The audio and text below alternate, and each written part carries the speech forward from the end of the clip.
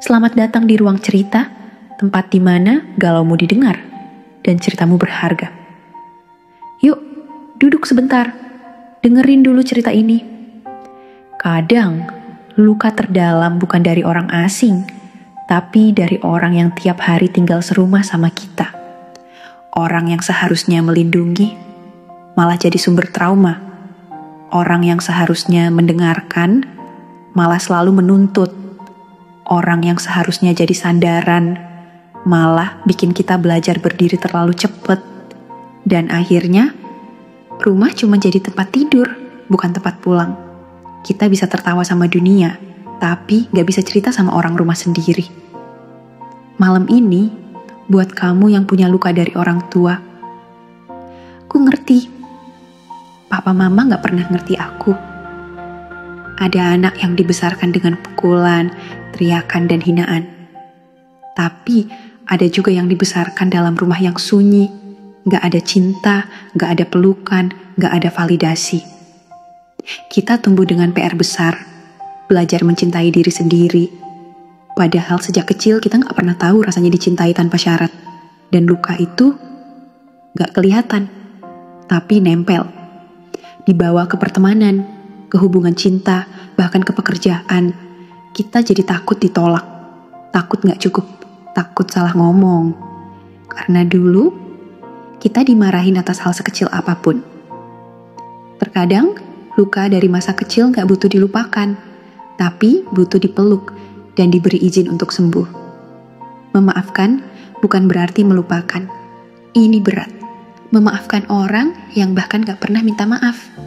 Tapi kita butuh itu.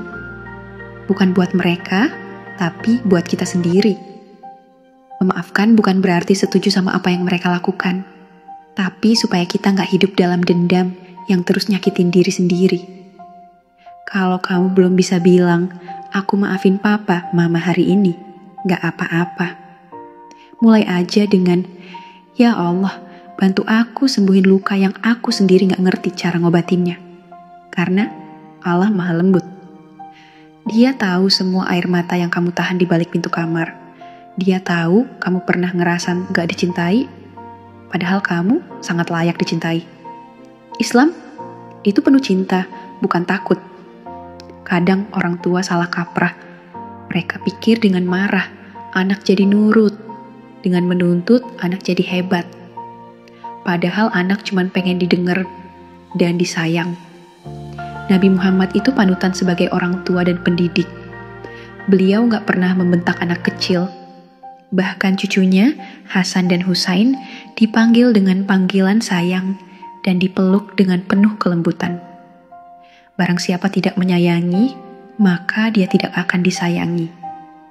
Kalau kamu tumbuh dalam lingkungan keras, bukan kamu yang salah.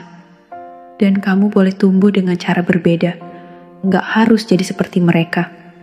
Kamu boleh jadi lembut. Kamu boleh belajar jadi ayah atau ibu yang berbeda nanti. Kamu punya hak untuk sembuh. Nggak semua anak lahir di rumah yang hangat. Tapi semua anak punya hak untuk sembuh. Untuk bahagia. Untuk merasa cukup. Jangan terus-terusan nyalahin diri sendiri.